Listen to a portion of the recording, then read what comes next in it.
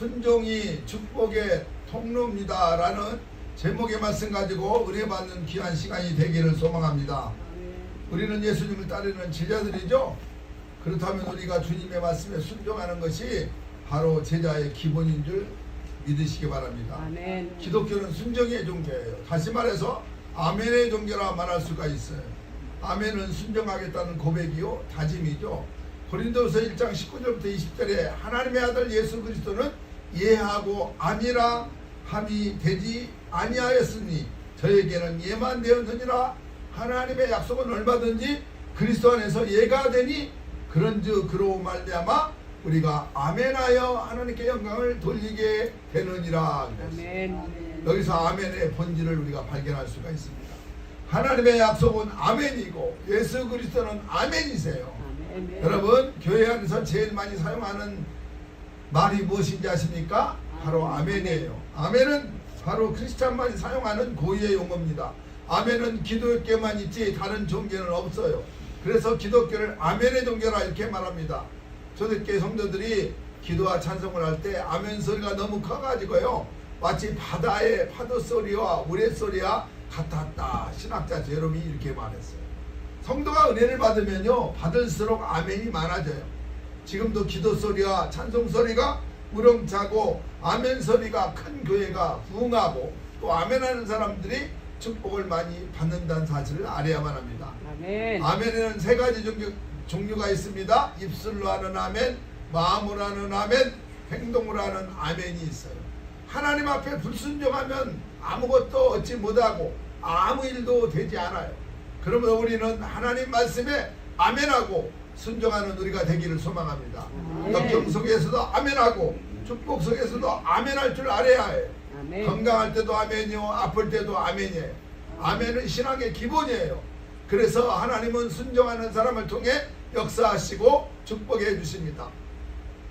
사무엘상 15장 22절에 사무엘은 순종이 제사보다 낫고 듣는 것이 수양의 기름보다 낫다고 말합니다.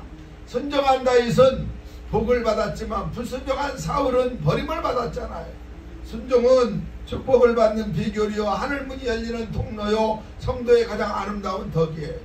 순종은 하나님이 일하시도록 문을 열어드리는 비결이요 하나님의 영광에 이르는 통로입니다. 오늘의 주제는 순종에 대한 이야기예요. 사람은 어느 누구라도 복받기를 좋아합니다. 특히 우리 그리스도인들은요 이 세상에서 복을 받고 싶어하고 있잖아요. 그것이 물질적인 복이든 영적 복이든 우리 신앙인들은 모두 하나님이 주시는 복을 받고 살아가야 하는 거예요. 근데 문제는 어떤 사람은 찾아오는 복도 쫓아버리는 사람이 있어요. 그 사람이 가는 곳에는 언제나 화합이 깨지고 조화가 무너지고 불화가 조성이 돼요. 참 이상한 현상이 아닐 수가 없어요. 그런가 하면 복을 받으려고 별짓을 다해도 복이 멀리 달아나 버리는 사람이 있어요. 그런가 하면 복이 쫓아와 주는 사람이 있어요. 복은 이렇게 따라와 줘야만 합니다. 성경을 보면 그렇게 가는 곳마다 복을 쫓아오는 사람이 있죠. 그래서 그가 가는 곳마다 복이 주어졌어요. 형통함이 주어졌어요. 앞길이 수탄했어요. 가는 곳마다 하나님이 함께 하셨죠. 그 사람이 누구예요?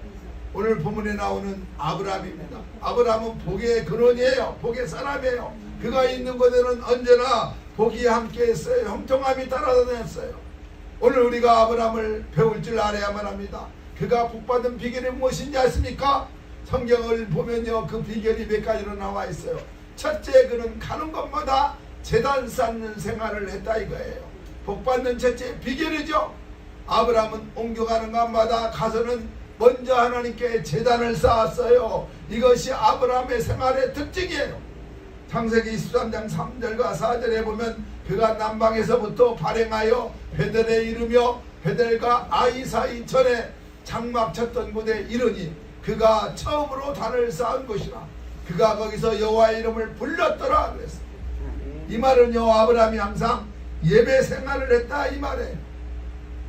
여러분 무엇보다도 이 예배 생활에 힘쓰는 우리가 되기를 소망합니다. 아멘. 이것이 만복의 근원되는 거예요. 아멘. 아브라함이 축복의 사람이 된 것은 바로 이 예배 생활 때문에 그랬어요. 이것이 축복의 원천이고 하나님께 아브라함과 함께 하셨던 비결 중에 비결이에요. 두 번째, 아브라함은 평안을 만드는 사람이었어요. 아브라함은 평화주의자였어요. 아브라함은 평화를 위해서 투자를 많이 했던 사람이었죠. 그리고 희생도 감수했던 사람이었죠. 그 대표적인 사례가 조카 롯과의 분쟁 해결 사례일 거예요. 조카 롯이 재산 문제로 갈등을 일으켰습니다. 재산이 적을 때는 문제가 없으나 아브라함이 재산이 많아지니까 조카와 갈등이 생길 수밖에 없었어요. 재산은 좋은 것인데요, 또 한편에는 많은 갈등을 일으키기도 하는 거예요. 그때 아브라함은 재산 때문에 가정이 불안한 것을 알고도 재물에 관심이 많은 조카 롯에게 자신이 가지고 있는 재산 중에 좋은 것을 모두 다 내어주고 맙니다.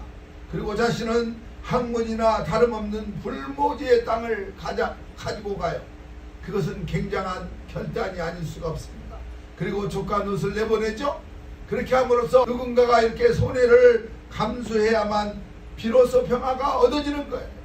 이러한 사람이 복을 받아요.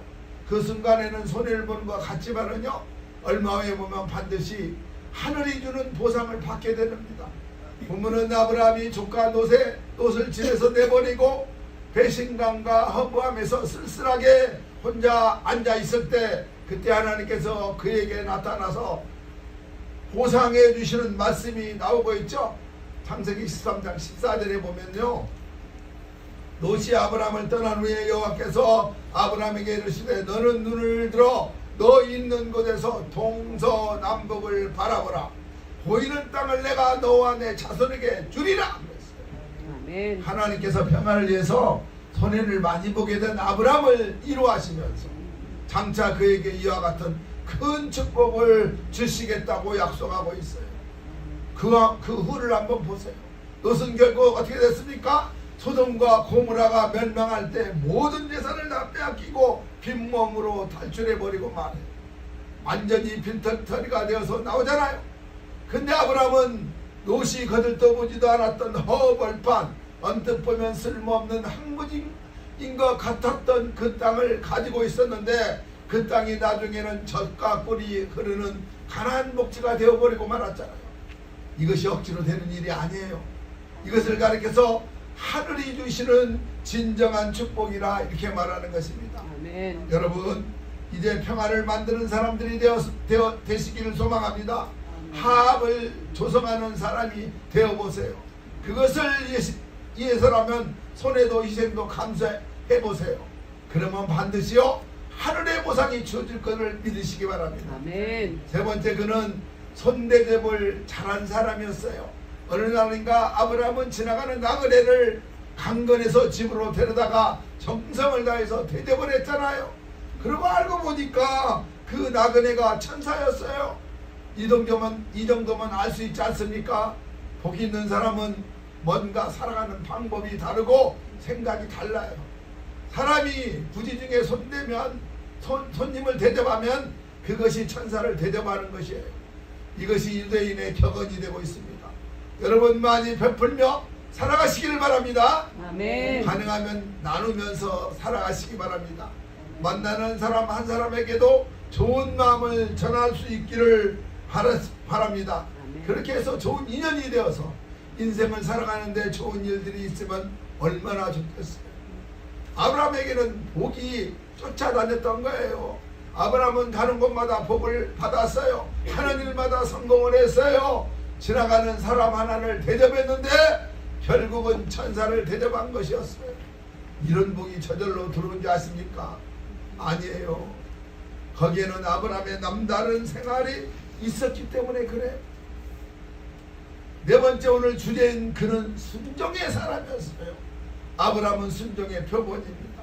하나님의 뜻이라고 판단이 될 때면 절대 순종을 했던 아브라함이에요. 아브라함에게는 예만 있었고 아니오는 없었어요. 떠나라 하면 그는 말없이 떠났어요. 아들을 바치라 하면 말없이 바쳤어요.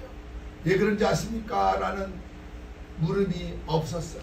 아브라함에게는 오직 예만 있었어요. 이것이 그로 하여금 축복이 따라다니게 된 이유 중에 하나예요. 믿음과 순종은 하나입니다. 믿음이 있으면 순종하게 되고 반대로 믿음이 없으면 불순종하게 돼요. 아브라함의 순종은 크게 세 가지죠. 첫째는 본토 친척 아비집을 떠나라 할 때 떠나는 순종을 했죠. 창세기 12장 1절 이하의 사건이에요. 그 당시 갈대아 우르라는 문명의 도시에 살기 좋은 땅이었어요. 그 땅을 떠나라 이 말입니다. 우리들의 사정으로 생각해보면 좋은 직장에 좋은 직위에 있는 사람에게 그 직장 직위 다 버리고 오지 땅으로 나가서 선교사로 일하라 이 말이에요. 누가 이런 명령을 아멘하고 쉽게 순종할 수 있겠습니까? 그러나 아브라함은 정든 고향, 부모 형제 친구도 재산도 다 버리고 하나님이 떠나라고 하니까 떠나가 버리고 말아요. 히브리서 11장 8절에 보면 믿음으로 아브라함은 부르심을 받았을 때 순종하여 장래 기업으로 받을 땅에 나아갈새 갈 바를 알지 못하고 나아갔으며 그랬어요. 하나님이 가라고 한 땅이 어떤 땅인지도 알지도 못하고 순종하고 떠났다 이 말이에요. 하나님은 우리들에게도 떠나라고 말씀하십니다. 어디에서 떠나야 하는지 아십니까? 죄의 자리에서, 불신앙과 불순종의 자리에서 떠나라 말씀하고 있어요. 신앙은 떠나는 것에부터 시작이 되어야만 합니다. 하나님은 아브라함에게 떠나서 내가 너에게 지시할 땅으로 가라 그랬죠. 그것이 어딘지 아십니까? 성별된 새 이스라엘을 건립한 가나안 땅으로 가라 이 말이에요. 우리들에게도 가야 할 땅이 있어요. 새하늘과 새 땅으로 우리는 가야만 합니다. 또한 하갈과 이스마엘을 버리라 할 때 미련 없이 아브라함은 버렸어요. 창세기 21장의 사건이죠. 남녀 관계가 그리 쉽게 끊어지는 것이 아니잖아요. 그놈의 정 때문에 어떻게 쉽게 끊을 수 있겠어요. 또 첩에서 난 자식이지만 혈육인 것은 틀림이 없잖아요. 그럼에도 불구하고 아브라함은 하갈도 이스마엘도 버렸어요. 왜 그런지 아십니까? 하나님이 버리라고 하니까 버린 거예요. 오늘 우리에게도 버릴 것을 버리라고 말씀하고 있어요. 교만과 거만과 오만을 버릴 줄 알아야만 합니다. 신앙은 버릴 것을 버리는 거예요. 욕심도 탐욕도 정욕도 버릴 줄 알아야만 합니다. 또한 100세 얻은 이상을 모리아 산상에 번제로 드려라 그랬어요. 오늘 본문의 사건이죠. 이러한 순종은 정말 어려운 순종이요 결단이에요. 자식을 제물로 바치는 결단, 그리 쉬운 결단이 아니에요. 그렇습니다. 신앙은 드리는 거예요. 오늘 아브라함이 자기의 생명처럼 아끼는 내 아들 독자 이삭을 드렸던 것처럼 우리도 가장 귀중한 것을 주님께 드릴 줄 알아야만 합니다. 나의 생명까지도 주님이 요구하시면 드릴 줄 알아야 해요. 아멘. 그런데 우리 주님은요, 우리의 전 인격을 요구하고 계세요. 로마서 11장 1절에 너희 몸을 하나님이 기뻐하시는 거룩한 산제사로 드리라 말씀하고 있죠. 오늘 본문을 잘 상고해 보아야만 합니다. 1절에 보면 그 일 후에 하나님이 아브라함을 시험하시려고 그를 부르시되 아브라함아 하시니 그가 가로되 내가 여기 있나이다. 하나님이 아브라함을 부르신 것은 시험을 하시려고 부르셨어요. 시험에는 두 가지가 있어요. 하나님이 성도에게 하는 시험과 사단이 인간의 욕심을 충돌시키는 시험이 있어요. 먼저 사단은 사람을 잔뜩 잘났다고 죽여 세우고 교만한 마음을 일으켜 놓은 다음에 욕심을 일으켜요. 이 욕심을 채우기 위해서 수단과 방법을 가리지 않고 설치다가 결국은 영육간의 멸망을 초래하고 말게 되는 것입니다. 그러나 하나님의 우리에게 치리는 시험은 우리를 망하게 하는 것이 아니고 연단시켜가지고 자격자로 만든 다음에 그 자격에 합당한 복을 주시려고 시험을 주십니다. 하나님도 우리에게 믿음의 시험을 꼭 치르고 계세요. 하나님의 테스트입니다. 마귀는 템테스트, 틀리죠. 같은 시험도. 그런데 하나님이 치르는 시험을 성령님을 통하여 감당할 수 있는 힘을 우리에게 주신다는 거예요. 고린도서 10장 13절 사람이 감당할 시험 밖에는 너에게 당할 것이 없나니 오직 하나님은 미쁘사 너희가 감당치 못할 시험당함을 허락지 아니하시고 시험당할 점에 또한 피할 길을 내사 너희로 등이 감당하게 하시느니라 그랬어요. 아멘. 나는 그 시험을 감당하지 못할 것 같아 라고 걱정했는데 지나놓고 보니까 나도 모르는 사이에 그 시험에 합격하고 맙니다. 성령님이 이길 힘을 주시고 복은 우리가 받는 거예요. 이렇게 하나님도 우리를 시험하실 때 하나님을 사랑하는 마음을 가지고 그 뜻대로 순종만 하면 결과는 합력하여 선을 이루게 만들어 주세요. 아멘. 근데 아브라함에게 주신 시험 문제는요, 인간적으로 깜짝 놀랄 만한 시험이었잖아요. 아브라함아, 네가 100살에 낳은 아들 이삭이 있지. 너는 하나님의 은혜로 그러니까 이삭이 있지. 그러니까 아브라함이 뭐라고 합니까? 네, 하나님의 은혜로 잘 크고 있습니다. 그 아들을 데리고 사흘길을 가며 모리아 산이 있는데 거기에 가서 제단을 쌓고 너의 아들 이삭을 목을 베어 불로 태워 내게 번제로 드려라. 이런 시험이에요. 번제는 흠이 없는 소나 양이나 비둘기를 잡아가지고요, 가죽을 벗기고 각을 떠서 단위에 있는 나무에 이게 버려놓고 내장과 정강이를 물로 씻어가지고 단위에 불살라 향기로운 냄새로 여호와께 드리는 제사가 번제. 그러니까 이삭을 잡되 어떻게 잡냐? 각을 떠가지고 불을 태워 드리라, 이런 명령이에요. 여러분, 이런 시험은요, 사람이라면 도저히 감당할 수 없는 그러한 시험일 거예요. 100살이 다 되어 얻은 그 아들이 감기만 들어도 심장이 뛰겠는데 그 아들을 아비손으로 잡아가지고 하나님께 제사드리라니 너무나도 기가 막히는 명령이잖아요. 그런데 명령을 받은 아브라함의 신앙을 한번 보세요. 하나님, 전 그런 것을 순종 못하겠습니다. 주실 때는 언제고 또 바치라는 것은 뭡니까? 이렇게 조건과 핑계를 대자면 얼마든지 말할 수 있었어요. 그러나 아브라함은 아무 핑계 조건을 댄 것이 아니라 네, 아멘, 순종하겠나이다 하고 하나님의 명령에 따른 것을 볼 수가 있어요. 이 순종이 아브라함으로 하여금 큰 복을 받는 비결이 된 것을 믿으시기 바랍니다. 아멘. 여기서 우리는 아브라함의 순종을 배울 줄 알아야만 합니다. 어떤 순종을 했는가? 첫째는 청지기적인 순종을 했어요. 아브라함은 하나님의 것이니 하나님의 영광을 위하여 바쳐야 한다는 순종이 했어요. 여러분, 우리의 몸도 우리의 재산도 내 것이 아니고 하나님의 것이에요.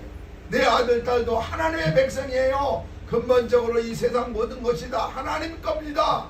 내 생명도 하나님의 주신 선물이요, 하나님의 축복이에요. 아브라함은 이런 청지기적 순종을 가질 수 있었어요. 그 순종이 여호와 일의 복을 받을 수 있는 그릇이 된 거예요.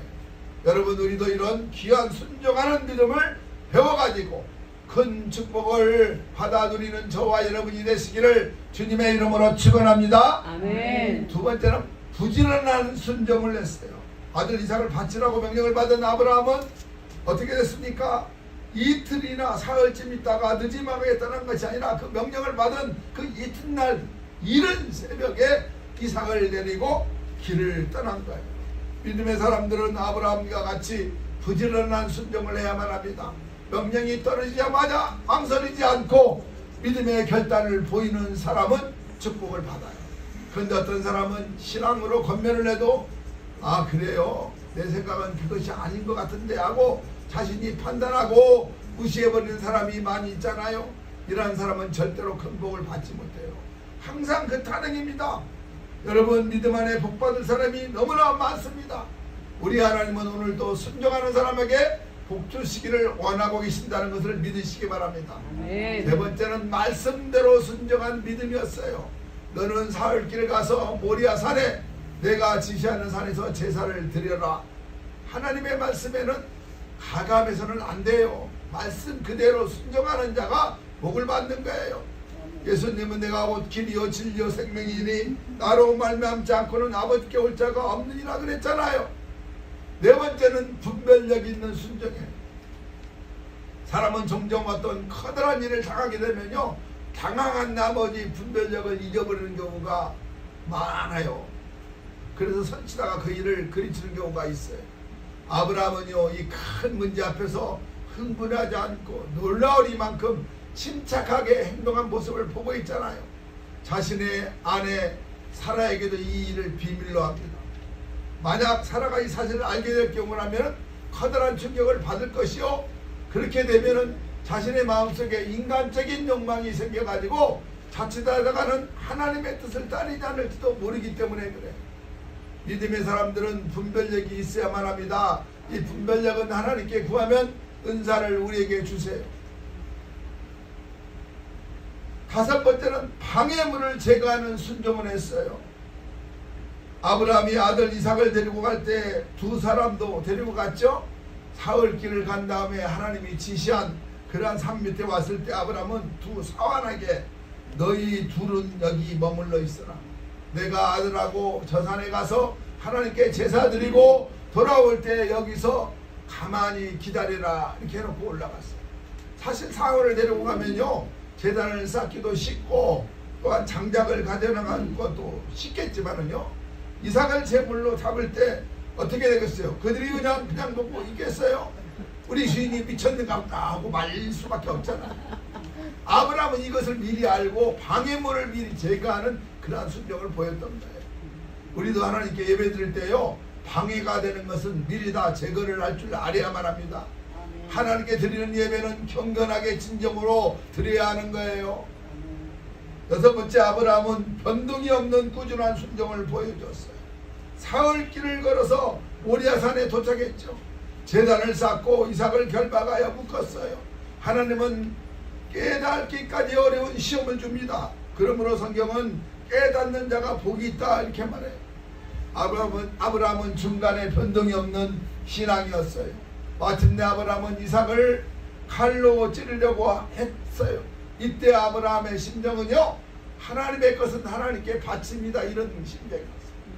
하나님 알아서 하세요 맡기는 심정이었어요. 칼을 번쩍 들어 이삭을 처리할 때 아브라함아 아브라함아 난데없는 천사의 음성이 들려와요. 너의 아들 이삭에게 손대지 말라.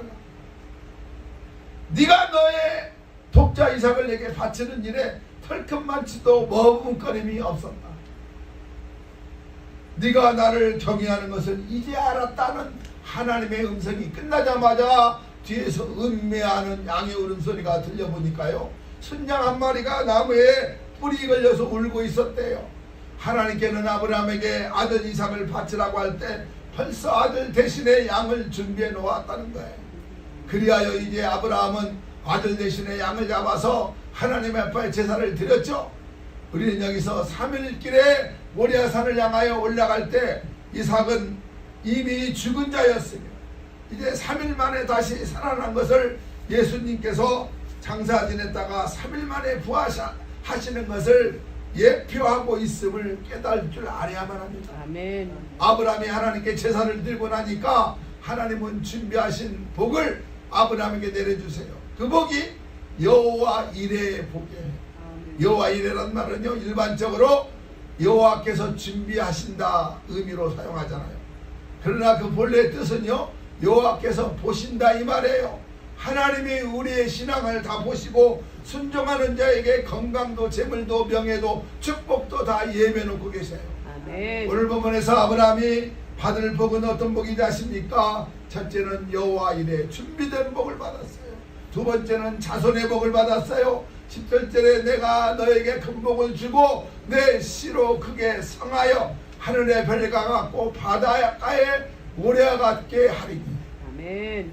한 아들을 바쳤더니요 하늘의 별처럼 정말 신령한 자손과 바닷가의 모래처럼 그 많은 육신의 자손이 번성하게 됐다는 거예요. 특히 아브라함의 혈통에서 메시아이신 예수 그리스도가 혈통에서 아브라함의 혈통에서 메시아이신 예수 그리스도가 탄생하셨다는 거예요. 아멘. 오늘날 예수님 안에 있는 사람들은요 영적으로 모두 아브라함의 후손임을 알아야만 합니다. 저와 여러분도 아브라함의 후손이에요. 아멘. 저는 김씨가 아니라 아씨예요. 승리한 자가 누리는 명예의 복이에요. 최고성씨가 아니라 아우성이야. 아우성. 17절 하반절에 그 대적의 문을 얻으리라 하셨습니다. 아브라함이 얻은 명예는요 아첨에서 나온 것이 아니에요. 아브라함의 이름은 오늘도 하나님 앞에 빛나고 천추만대까지 빛날 것입니다. 그뿐입니까? 누가복음 16장은 부자와 나사로를 죽였어요. 거지 나사로가 죽으니까 천사가 그의 영혼을 아브라함 품 안에 부자는 지옥에 들어가야 목이 타고 견딜 수 없는 고통이 아브라함의 품에 있는 나사를 보고 아버지 아브라함이요 부르잖아요. 여러분, 아브라함의 이름은 이 세상에서도 빛나는 이름이요 천국에서도 빛나는 이름이 되었던 거예요. 네 번째는 축복권을 받았어요. 창세기 12장 3절에 너를 축복하는 자에게는 내가 복을 내리고 너를 저주하는 자에게 내가 저주하리니 땅의 모든 족속이 너를 인하여 복을 얻을 것이라 하신지라. 아멘. 무슨 말이에요? 너가 복을 빌면은 그 사람이 복을 받고 네가 저주하면은 그 사람에게 저주를 받겠다. 그뿐만 아니라 너를 존경해서 복을 비는 그 사람에게까지도 내가 복을 내리고 너를 미워해서 저주하면 내가 그 사람에게 저주를 내리게 되는 축복권을 너에게 주마, 이런 말씀이에요. 아멘. 아브라함은 복을 빌면 복이 내리고 저주하면 저주가 내리는 축복권을 가진 권위자가 되었으며 우리 모두 이 축복권을 받는 우리가 되기를 소망합니다. 아멘. 그래서 그 사람이 집안에 있으면 집안이 화목하고 그 사람이 직장에 나가면 그 직장이 잘 되고 그 사람이 정치를 하면 나라가 잘 되고 그 사람이 가는 곳마다 일이 잘 되어 환경까지 변화시키는 주인공들이 되기를 소망합니다. 아멘. 예, 우리가 하나님의 말씀을 순종하지 못하는가? 그 이유가 있어요. 첫째는요, 자신의 경험과 하나님의 능력을 동일시하기 때문에 그래요. 내가 할 수 없기 때문에 하나님도 할 수 없을 것이고 이렇게 판단하고 있기 때문에 그래요. 두 번째는 사탄이 그 사람의 마음을 장악하고 있기 때문에 그래요. 아담과 하가 하나님의 말씀을 불순종하는 것은 사탄이 그들의 마음을 장악했기 때문에 그래요. 사탄이 마음을 사로잡으면 하나님의 말씀에 순종하지 않게 되는 거예요.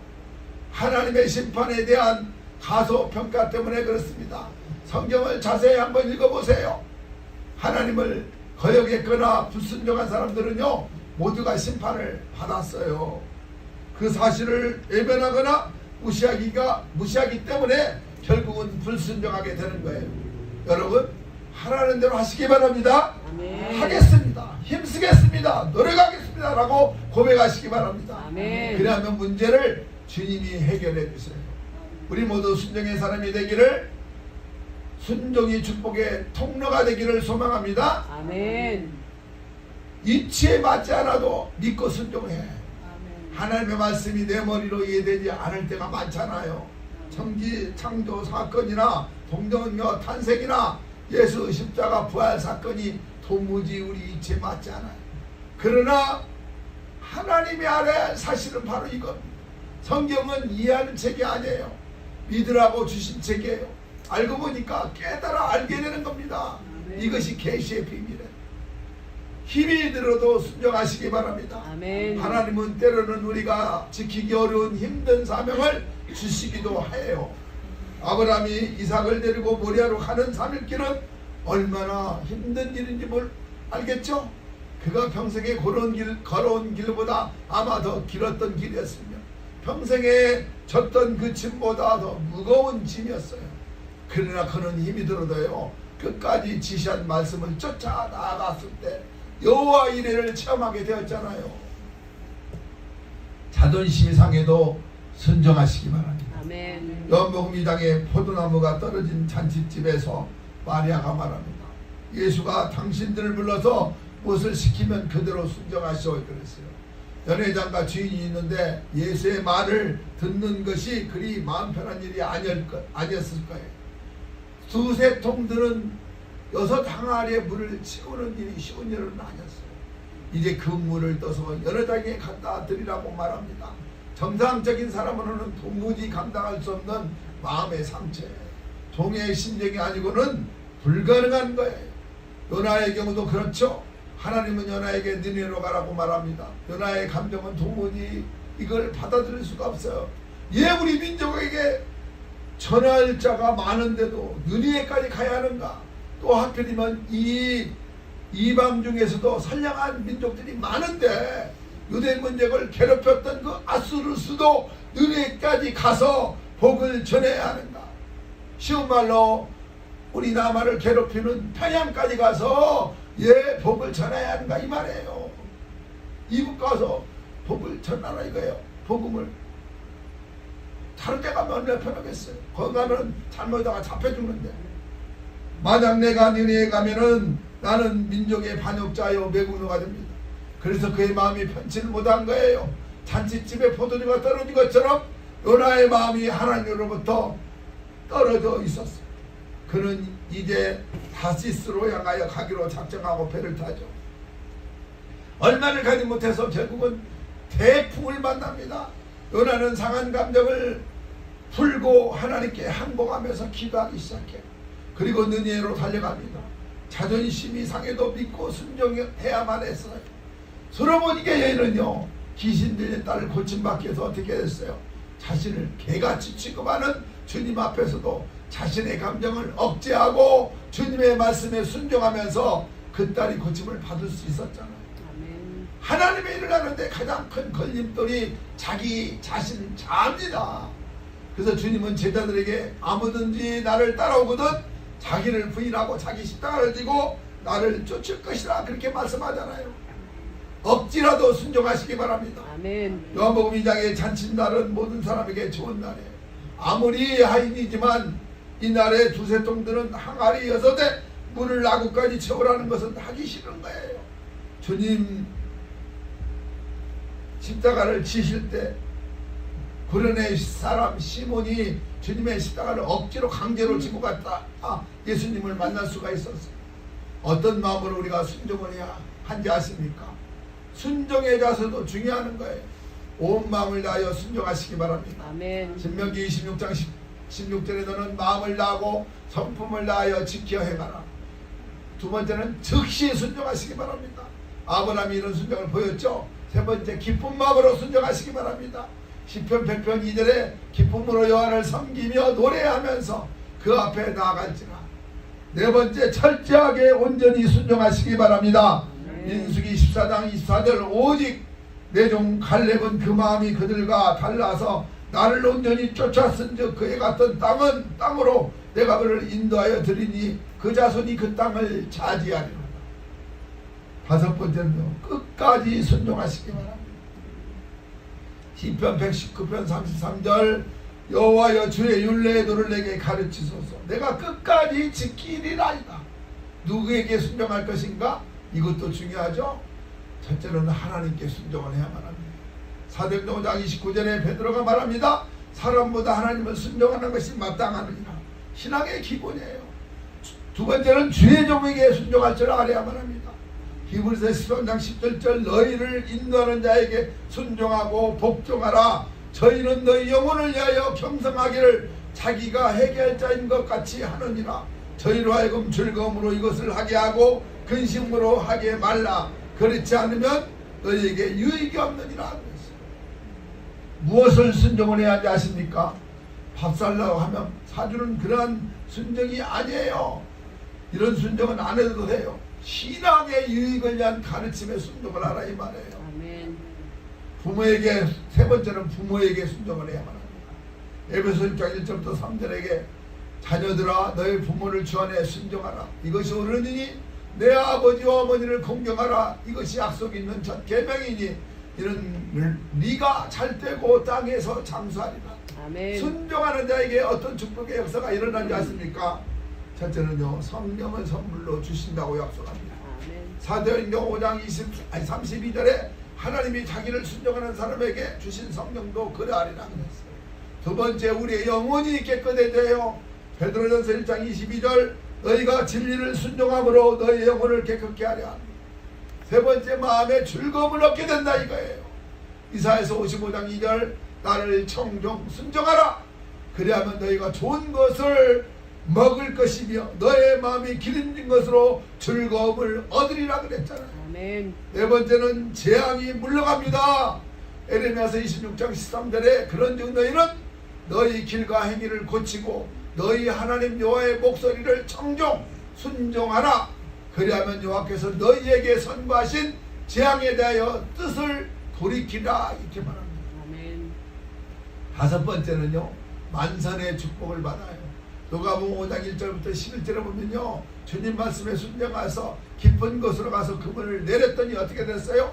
그물이 찢어지도록 넘치는 축복을 받았잖아요. 아멘. 목적이 넘치게 이루어졌어요. 즐거운 비명소리가 났어요. 도와달라고 소리를 쳤어요.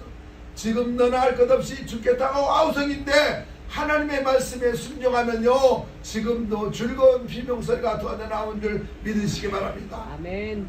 입김이 많아서, 공사가 많아서, 고객이 많아서 베드로의 고기 잡는 것을 보고 다른 사람들이 깜짝 놀랐어요. 그리고 어떻게 됐습니까? 나누어졌잖아요.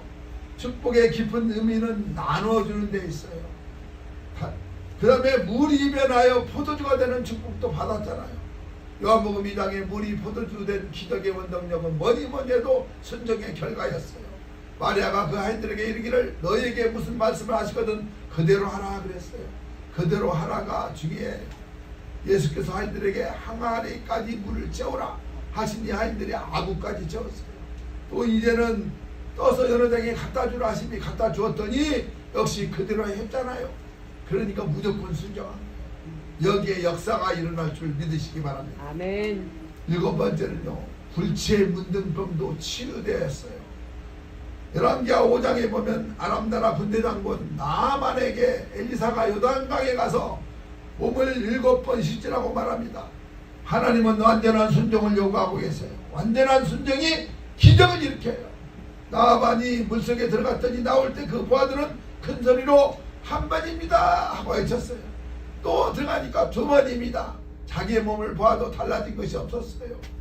3번, 4번, 5번, 6번까지도 아무런 변화가 없었어요. 그날 7번째 몸을 완전히 잠그고 일어났을 때 온 피부가 곱고 윤기 나는 것을 발견하게 됩니다. 14절에 그 살이 여전하여 어린아이의 살 같아서 깨끗하게 되었더라. 아멘. 여러분, 순종도 습관이에요. 아멘. 무엇인지 해본 사람은 잘해요. 기도도 해본 사람이 잘하고요. 충성도, 전도도, 사랑도 해본 사람이 잘해요. 맛을 봐야 맛을 안다 이런 말 있죠. 순종하는 좋은 습관을 쫓아 살다가 하늘문이 열려지는 축복의 주인공이 다 되시기를 주님의 이름으로 축원합니다. 아멘. 우리는 오직 순종밖에 모릅니다. 이 고백이 저와 여러분 우리의 모든 사람들의 고백이 되기를 주님의 이름으로 축원합니다. 기도하겠습니다. 하나님 아버지 감사합니다. 순종이 축복의 통로라는 제목의 말씀